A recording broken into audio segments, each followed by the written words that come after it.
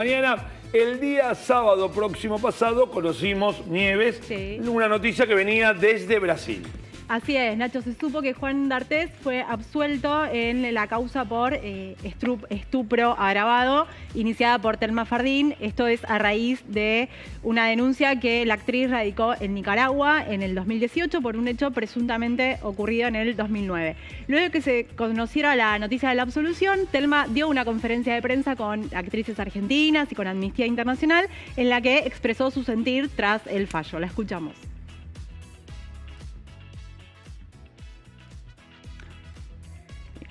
Que no sea un mensaje para volver a silenciarnos.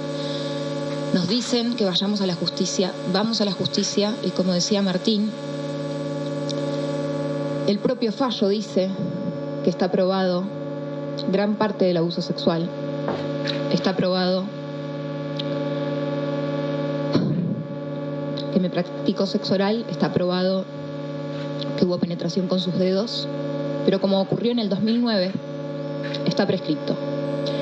Si hubiera ocurrido en el 2010, no estaría prescripto.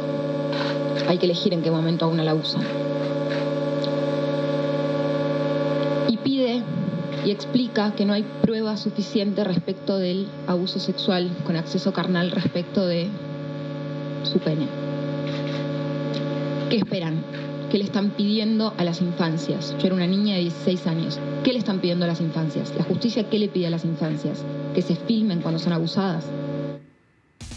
Ahí la escuchábamos a Thelma en la conferencia de prensa, además de actrices argentinas y Amnistía Internacional, la acompañaron su abogado en Argentina, Martín Arias Duval, y su abogada en Brasil, Carla Junqueira, que nos acompaña en esta mañana. Buenos días, Carla. Hola, buenos días. Carla, muchísimas gracias. Gracias a ustedes por la invitación. A ver, queremos entender qué dice el fallo, qué decía la querella y cómo queda todo en definitiva, por lo menos con este fallo.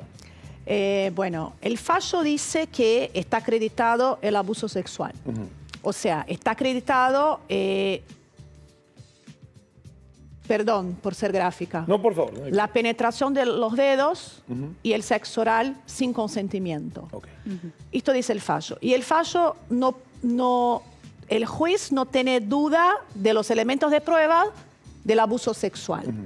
Lo que sí tiene duda es sobre la penetración del pene, porque hay una inconsistencia en las fechas de los relatos. Muy bien, la ley brasileña de 2009, aplicable al caso, porque esto se pasó en 2009, entiende que abuso sexual sin penetración del pene son actos libidinosos. Por lo tanto, no son violación. Violación, la prescripción es 2024 para el caso de Thelma. Y los actos libidinosos sería una prescripción anterior. Ya estarían prescritos. Entonces el juez no lo puede condenar por actos libidinosos según la legislación de 2009. Entonces lo tiene que absolver. Por eso decimos que es una absolución, no es inocencia. No, está claro, está claro. Antes, un pequeño paréntesis. ¿Por qué la causa pasa de Nicaragua a Brasil? Es bastante público, pero para poder seguir el correlato, ¿por qué la causa pasa de Nicaragua a Brasil y por qué no se pudo hacer en Argentina? El hecho ocurrió en Nicaragua, entonces él tenía que ser procesado y juzgado en Nicaragua. Estaba en Argentina en este momento cuando Nicaragua le pide para presentarse a la justicia. Él dijo que se iba a presentar y no se presentó. Entonces Nicaragua hace un pedido de prisión preventiva. Cuando sale el pedido de prisión preventiva de Nicaragua, él que estaba en Argentina va a Brasil. En Brasil, la legislación constitucional no permite extradición de sus nacionales. Entonces, significa que Brasil no iba a enviarlo a Nicaragua para ser juzgado en Nicaragua. Por las dudas, que no se sepa, Juan D'Artés es Juan David Pacífico, ¿verdad? Sí. Es ciudadano brasilero. ¿Sí? Bien. Ahora, la absolución fue en el Brasil. ¿Se puede hacer un juicio por lo mismo, no en Brasil, entiendo, pero sí en Argentina o en Nicaragua, sin el acusado presente? ¿Existe esa figura? No. No existe la figura de acusación sin el acusado presente, tampoco existe la figura de jugar por un mismo crimen en dos jurisdicciones distintas. Claro. Ah, ok. O sea, por más que Brasil, bueno, tampoco se podría por lo mismo ni en Argentina ni en Nicaragua. No. Habría que buscar una nueva figura. Un otro crimen. Pero por esto, por lo que pasó en 2009, todo hay que terminar en Brasil. Más allá del peso específico, ¿crimen y delito es lo mismo? Es lo mismo. Ok.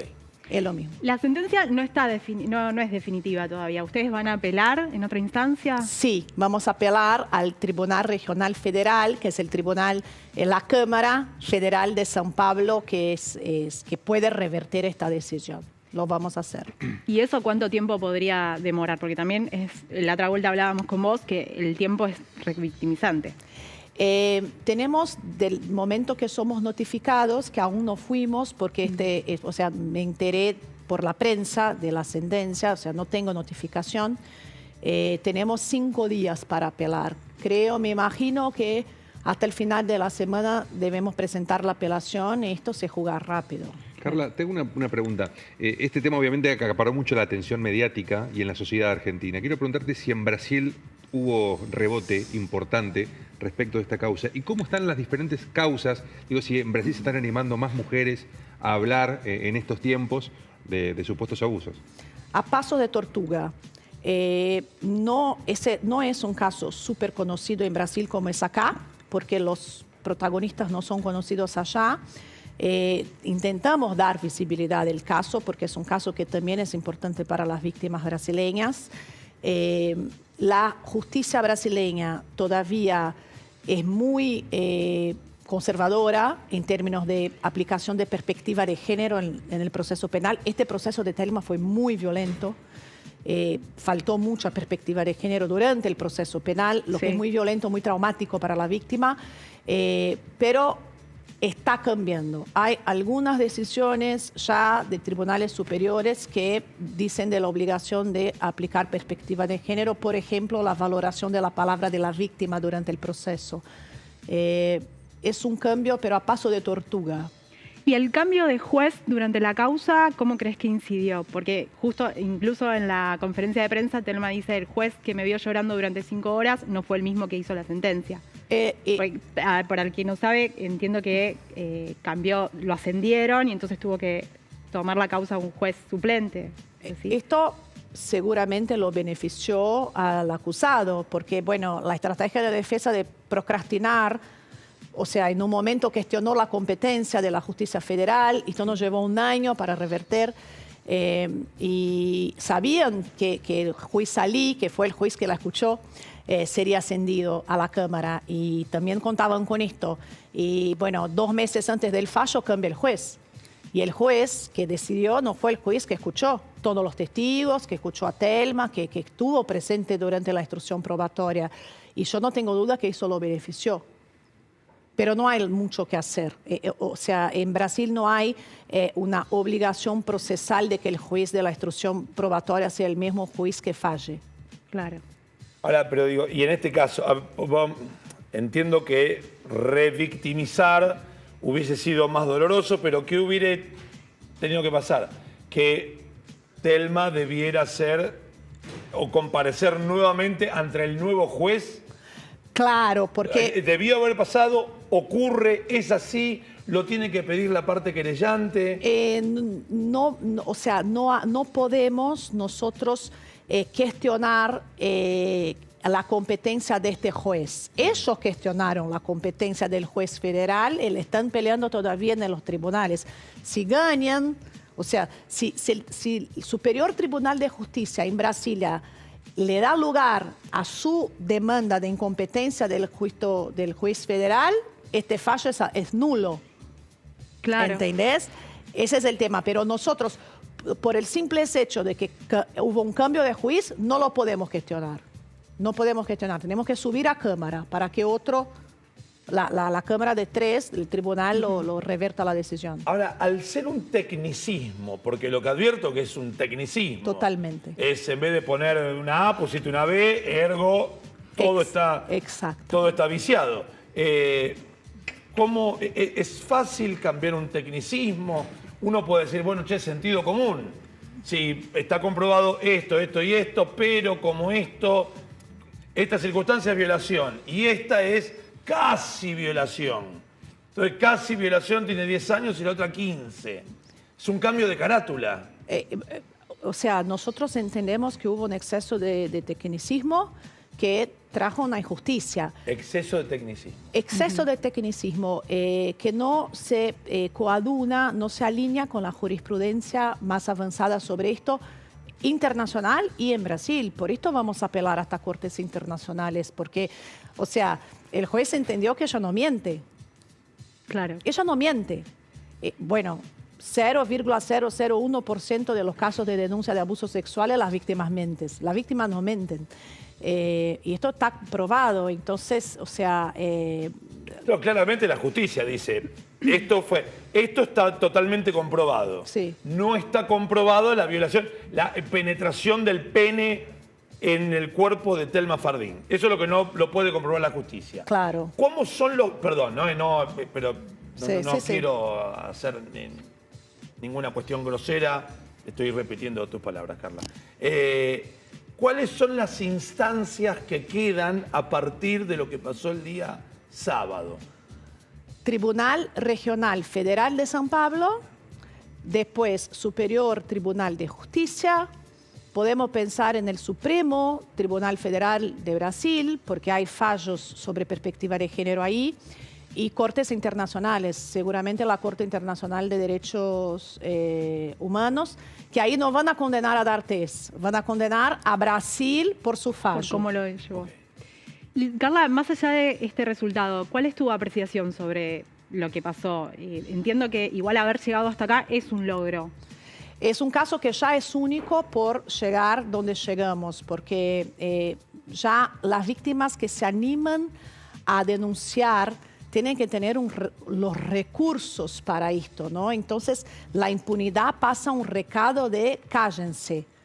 Este caso es representativo en el sentido de no se callen, no se silencien, sigan adelante porque, bueno, hay un lugar, la justicia puede ser, como dijo en las palabras de Thelma, el último bastión de una injusticia patriarcal, pero hay un clamor social también que hace con que estas conductas cambien, ¿no? Son conductas que uno veía con mucha naturalidad, que hoy ya no son naturales. Entonces, el caso también es representativo de cómo uno debe entender lo que es consentimiento, lo que es el espacio de una mujer y cómo la debe tratar.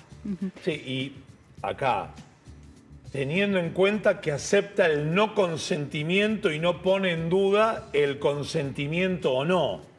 Porque, digo, no estoy diciendo que con consentimiento está bien y sin... Pero también poner un pie de cada lado, decir, y bueno, tampoco me queda claro o no el tema de consentirlo o no. En ¿Me el explico?